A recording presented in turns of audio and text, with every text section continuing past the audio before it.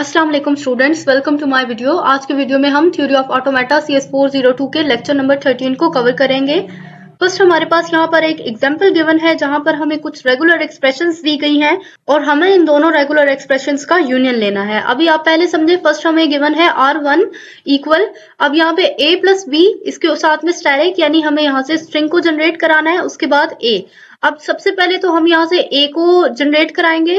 तो ये रही हमारी इनिशियल स्टेट। x1 पर खड़े होकर अगर हम a को रीड करते हैं तो ये हमारा आ जाएगा फाइनल स्टेट की तरफ। इसके अलावा x1 पर मौजूद होने के बाद अगर यहाँ पर b आ जाता है तो ये इसको यहीं पे हम लूप में डाल देंगे क्योंकि हमें जस्ट a को ही रीड करना था। और इस तरीके से हम a को जनरेट करा लेंगे। यहाँ पे हमारी फाइनल स्टेट आ गई और इसके बाद हमें चाहिए a प्लस b, इसके साथ में स्टैटिक, यानी हमें यहाँ से अभी काफी ज्यादा लेंथी स्ट्रिंग को जनरेट कराना है। इसके लिए हम एक लूप यहाँ पर लगाएंगे जहां से हम a को जनरेट करा रहे हैं। उसके बाद यहाँ से हम b को दोबारा से रिवर्स में डाल देंगे जो कि x1 की तरफ चला जाएगा। तो इस तरीके से हम यहाँ पे एक लूप बना लेंगे और यहाँ से हमारे पास ये लेंथी स्ट्रिंग भी जनरेट हो जाएगी और ये जो a है ये यहाँ से ऊपर वाले की तरफ से जनरेट हो जाएगा। बिल्कुल इसी तरीके से ये जो दूसरी रेगुलर एक्सप्रेशन हमें दी गई है इससे भी हमने फाइनाइट ऑटोमेटा को क्रिएट किया है। हमें सबसे पहले a प्लस बी को जनरेट कराना है। तो ये रही हमारी इनिशियल स्टेट a और b, ये रहा a और b, इन्हें हमने इकट्ठा लिखा और ये जा रहा है यहाँ फाइनल स्टेट की तरफ। उसके बाद हमें a प्लस बी और a प्लस बी ये दो मर्तबा लिखा है और साथ में यहाँ पे ऊपर स्टैटिक भी है। तो एक दफा तो ये यहीं से जनरेट होगा और दूसरी मर्तबा जब इसको रीड करेंगे तो इसको हम रिवर्स ले जाएंगे यहाँ इनिशियल स्टेट की तरफ। तो ये क्योंकि लूप बन रही है और साथ में ये स्टैटिक भी है तो ये स्टैटिक इस लूप को शो कर रहा है और इस तरीके से हम इन दोनों को यानी काफी ज्यादा लेंथी स्ट्रिंग को इसके कॉम्बिनेशन से स्ट्रिंग जनरेट करा सकते हैं। तो जी ये थे दोनों फाइनाइट ऑटोमेटा जो कि हमने रेगुलर एक्सप्रेशन की हेल्प से बनाए। अब हमें क्या करना है कि इन्हीं दोनों फाइनाइट ऑटोमेटा की हेल्प से हमने ट्रांजिशन टेबल को बनाना है। इसके लिए अभी हम क्या करेंगे कि इनिशियल स्टेट को देख लें आप। ये रही हमारी x1 इसकी इनिशियल स्टेट और इधर से हमारे पास y1 एक ये इनिशियल स्टेट। इन दोनों को हम यहाँ पर लिखेंगे और इसको हम नेम दे देंगे z1 का। अब हम क्या करेंगे, x1 और y1 पर खड़े होकर हम a को रीड करेंगे। तो जब हम x1 पर खड़े होकर a को रीड करेंगे तो ये ले जाएगा हमें फाइनल स्टेट की तरफ, x2 की तरफ, तो यहाँ पे हम x2 लिखेंगे। उसके बाद y1 पर खड़े होकर जब हम a को रीड करेंगे तो ये ले जाएगा हमें स्टेट नंबर y2 की तरफ, तो यहाँ पर हम y2 लिखेंगे। अभी क्योंकि ये एक यूनिक सेट क्रिएट हुआ है तो हम इसको नेम दे देंगे z2 का। उसके बाद हमें इन्हीं से b को रीड करना है। तो x1 पर खड़े होकर आप b को रीड करें तो ये देख सकते हैं आप, ये लूप पर इसी स्टेट पर आ जाएगा। तो यहाँ पर हम लिखेंगे x1। उसके बाद y1 पर खड़े होकर जब हम b को रीड करेंगे तो ये रहा y1 और यहाँ से जब हम b को रीड करेंगे तो ये चला जाएगा हमारा y2 स्टेट पर। तो इस पर जाने के बाद अब ये फिर से एक यूनिक सेट क्रिएट हो गया है तो इसको हम नेम दे देंगे z3 का। अब हमने क्योंकि यहाँ पर z1 से रीड किया था, z1 के बाद अब हम z2 लिखेंगे। तो ये रहा हमारे पास z2, ठीक है। इसको उठाकर हम इधर लिख देंगे और इसमें क्योंकि हमारे पास एक फाइनल स्टेट भी थी तो यहाँ पे हम इसके साथ में प्लस यूज करेंगे और इसमें हमारे पास x2 और y2 था, ठीक है। अब हम x2 और y2 पर खड़े होकर a को रीड करेंगे। ये रहा हम लोगों का x2। यहाँ पर खड़े होकर जब हम a को रीड करेंगे तो ये देखें सेम स्टेट पर ही है, तो यहाँ पर हम x2 लिखेंगे। उसके बाद जब हम y2 पर खड़े होकर a को रीड करेंगे, ये रहा y2, यहाँ पर खड़े होकर जब हम a को रीड करेंगे तो ये हमें y1 इनिशियल स्टेट की तरफ ले जाएगा। तो यहाँ पर हम y1 लिख देंगे। अब ये फिर से हमारे पास एक यूनिक सेट क्रिएट हो गया है तो इसको हम नेम दे सकते हैं z4।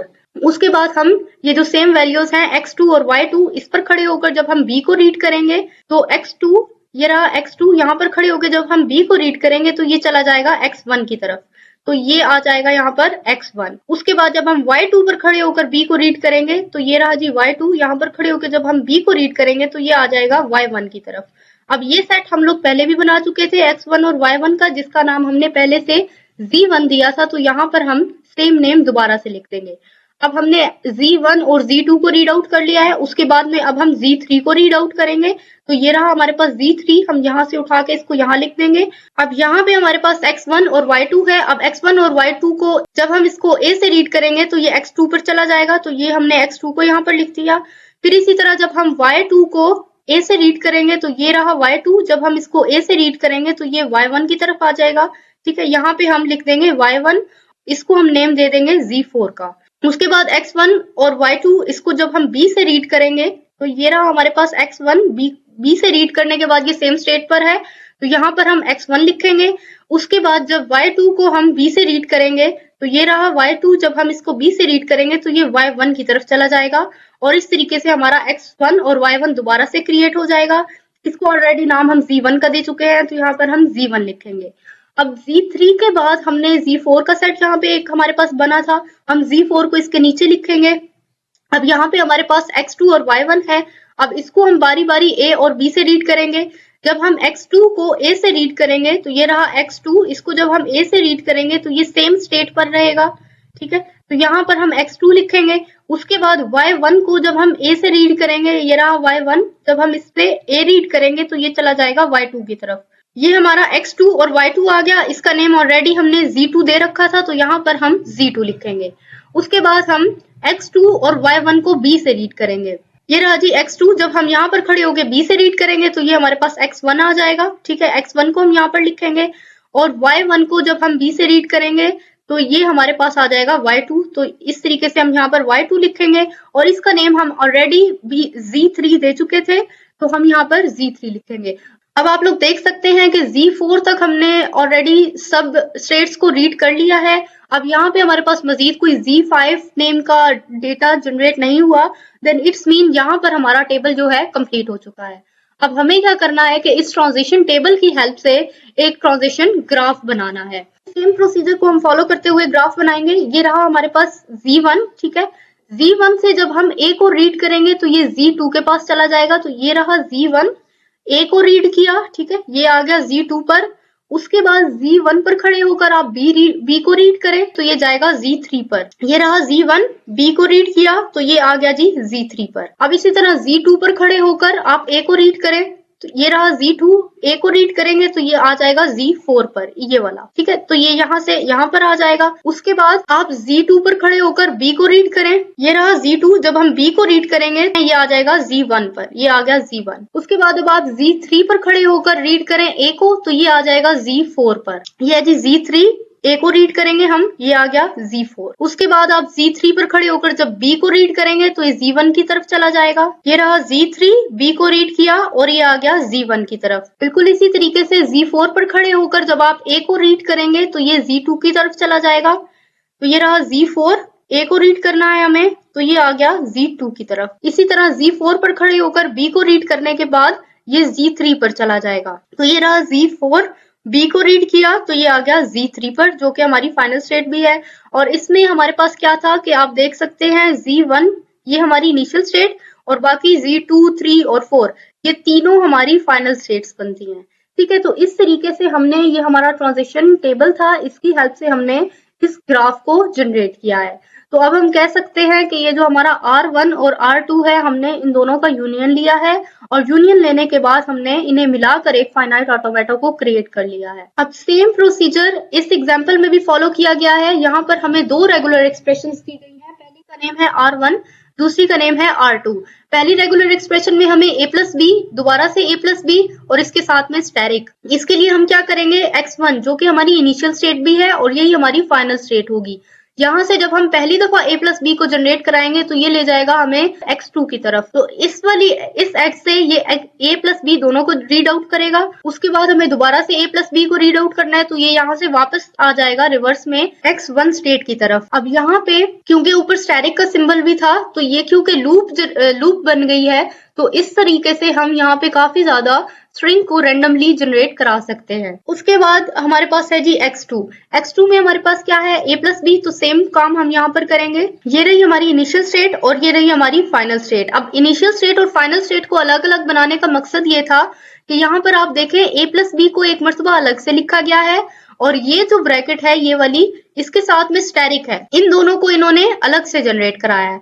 तो इससे होगा ये कि ये जो लूप में डेटा आ रहा है एंड पर, इसके साथ में तो हमारे पास एम्प्टी सेट जनरेट होगा, लेकिन ये जो स्टार्ट वाला है a प्लस बी, इसके साथ में एम्प्टी सेट जनरेट नहीं होगा। जबकि इसके बरक्स ये जो ऊपर वाला था, इसमें आप लोग देख सकते हैं कि स्टैरिक जो है होल का लगा हुआ है, ठीक है। तो हमने इनिशियल स्टेट और फाइनल स्टेट इसको एक ही तरफ बना दिया है ताकि इस पूरी स्ट्रिंग के साथ में हमारे पास एम्प्टी सेट जनरेट हो जाए। अब यहाँ पे जब ये a प्लस बी को रीड करेगा तो ये चला जाएगा y2 स्टेट की तरफ और उसके बाद हमें दोबारा से a प्लस बी चाहिए था तो इसको हम फिर से यहीं से रीड कर सकते हैं और जब ये इस वाले a प्लस बी को रीड करेगा तो ये रिवर्स आ जाएगा इस तरफ, और उसके बाद हमारे पास में स्टैटिक है और यहाँ पर भी हमारे पास लूप बन गया है। तो इस तरीके से ये a प्लस बी को यानी इसको और a प्लस बी और a प्लस बी इनके कम्बिनेशन में काफी ज्यादा लेंथी स्ट्रिंग को भी जनरेट करा सकता है। उसके बाद हमें क्या करना है कि R1 और R2 इनके दरमियान में हम प्लस लिखेंगे, क्योंकि अभी हम इसका यूनियन ले रहे हैं, इन्हें मिलाकर लिख रहे हैं हम लोग।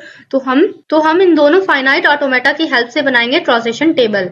अब हमें सेम काम करना है कि ये हमारी इनिशियल स्टेट और एक ये हमारी इनिशियल स्टेट, तो इन दोनों को हम लिखेंगे x1 और y1। ठीक है, ये आ गया x1 और y1, इसको हम नेम दे देंगे z1 का। अब जब हम x1 पर खड़े होकर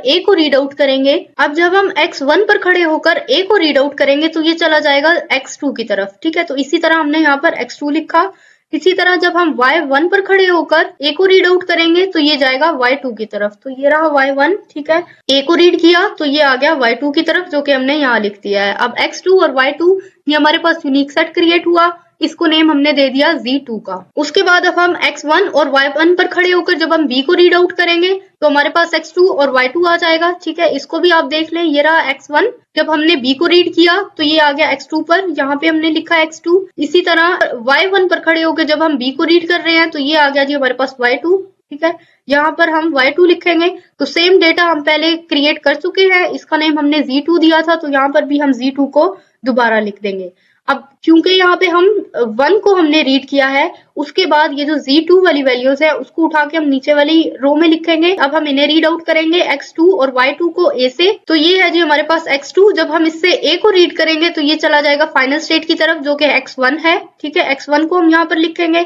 उसके बाद y2 को आप a से रीड करेंगे तो ये है जी y2, इसको a से रीड करेंगे तो ये हमारे पास इधर आ जाएगा y1 की तरफ, तो y1 को हम यहाँ पर लिख देंगे। अब इसको हम ऑलरेडी z1 का नेम दे चुके थे। ठीक है, ये वाला, तो हमने इसको सेम चीज को यहाँ पर लिख दिया। और सेम इसी तरह हम इसको b से रीड करेंगे। x2 पर खड़े होकर जब हम b को रीड करेंगे तो ये रहा x2। b को रीड करने के बाद ये चला जाएगा x1 फाइनल स्टेट की तरफ, तो x1 हम यहाँ लिखेंगे। इसी तरह y2 पर खड़े होकर जब हम b को रीड करेंगे, ये रहा y2। b को रीड करने के बाद ये आ जाएगा y1 की तरफ, तो यहाँ पर हम y1 लिख देंगे। अब ये इसको ऑलरेडी हम z1 का नेम दे चुके हैं, तो हम इसी को दोबारा लिख देंगे। अब आप देखें यहाँ पे हमारे पास z3 नेम से कोई स्टेट नहीं बनी, तो इट्स मीन कि यहाँ पर हमारा टेबल जो है कंप्लीट हो चुका है। अब हम इसी ट्रांजिशन टेबल की हेल्प से एक नया फाइनाइट ऑटोमेटा बना देंगे। तो ये रही हमारी स्टेट z1, जो कि हमारी इनिशियल स्टेट भी है और फाइनल स्टेट भी है। ठीक है, यहाँ पर खड़े होकर जब हम a को रीड आउट करेंगे तो ये चला जाएगा z2 की तरफ, तो ये रही इनिशियल स्टेट। a को रीड करने के बाद z2 पर आ जाएगा। उसके बाद सेम प्रोसीजर है कि जब z1 पर खड़े होकर हम b को रीड करेंगे तो फिर से z2 पर चला जाएगा, तो ये रहा z1। b को रीड करने पर फिर से b2 पर आ गया है। और उसके बाद जब हम z2 पर खड़े होकर a को रीड करेंगे, ये रहा z2। यहाँ पर खड़े होकर a को रीड करने पर ये फिर से आ जाएगा हमारे पास z1 की तरफ, और z2 पर खड़े होकर b को रीड करने पर भी ये z1 की ही तरफ आ रहा है। तो इस तरीके से ये छोटा सा हमारा फाइनाइट ऑटोमेटा था, इसको हमने ट्रांजिशन ग्राफ की हेल्प से क्रिएट कर लिया है।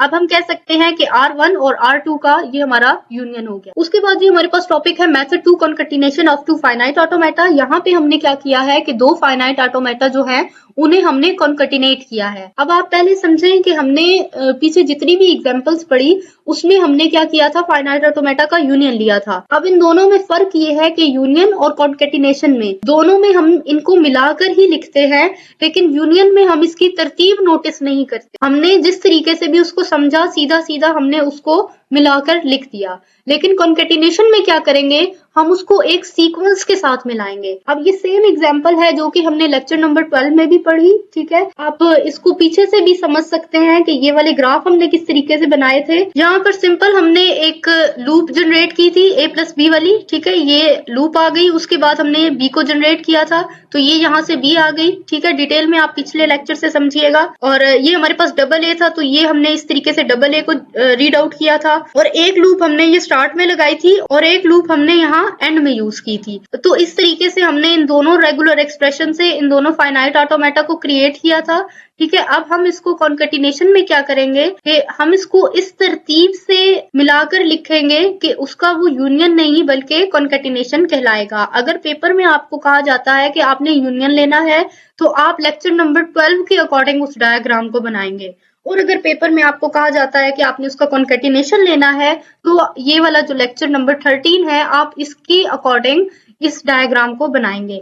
अब इसको समझिएगा, ये फाइनाइट ऑटोमेटा दोबारा इन्होंने यहाँ पर बना दिया है ताकि आप इजीली यहाँ से ट्रांजिशन ग्राफ को बना सकें। अब ये रहा हमारे पास, अब ये रही हमारे पास इनिशियल स्टेट और इधर से इनिशियल स्टेट हमारे पास ये है। लेकिन हमें क्या करना है कि हम सिर्फ पहले वाले फाइनाइट ऑटोमेटा की ही इनिशियल स्टेट को लिखेंगे। वो इस वजह से क्योंकि यहाँ से हमने इनिशियल स्टेट को उठाया और यहाँ पर हम फाइनल स्टेट को उठाएंगे। यानी हम जब इसको कॉन्केटिनेट करेंगे तो इस सीक्वेंस में हम इसको कॉन्केटिनेट करेंगे लेफ्ट टू राइट, ठीक है।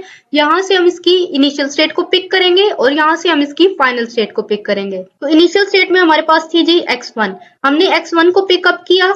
यहाँ से हम a को रीड करेंगे, जब हम a को रीड करेंगे ये सेम स्टेट पर ही है तो यहाँ पर हम x1 लिख देंगे।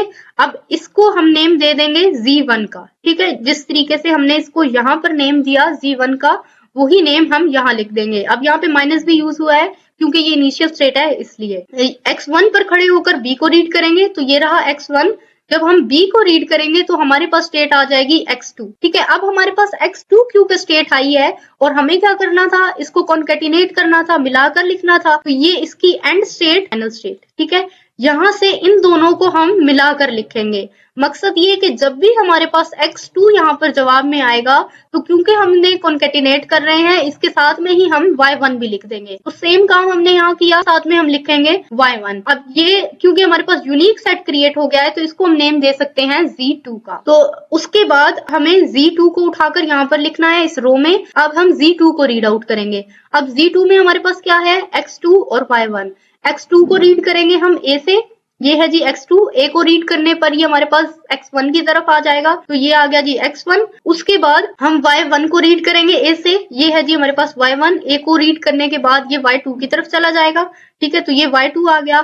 फिर से यूनिक सेट क्रिएट हुआ तो इसको हम नेम दे देंगे z3 का, ठीक है। उसके बाद x2 और y1 को b से रीड करेंगे। x2 को b से रीड करने के बाद हमारे पास सेम स्टेट पर ही रहेगा x2, ठीक है। ये x2 आ गया। अब y1 को जब हम b से रीड करेंगे, यहाँ पर भी लूप में है तो ये देखें x2 और y1 ये फिर से यहाँ पर इकट्ठे आ गए हैं और ये बिल्कुल इसी की तरह है, इसको हम नेम दे सकते हैं z2। अब हमारे पास z1 और z2 को रीड कर लिया गया है, z3 हमारे पास मौजूद था तो हम z3 को नीचे वाली रो में लिखेंगे।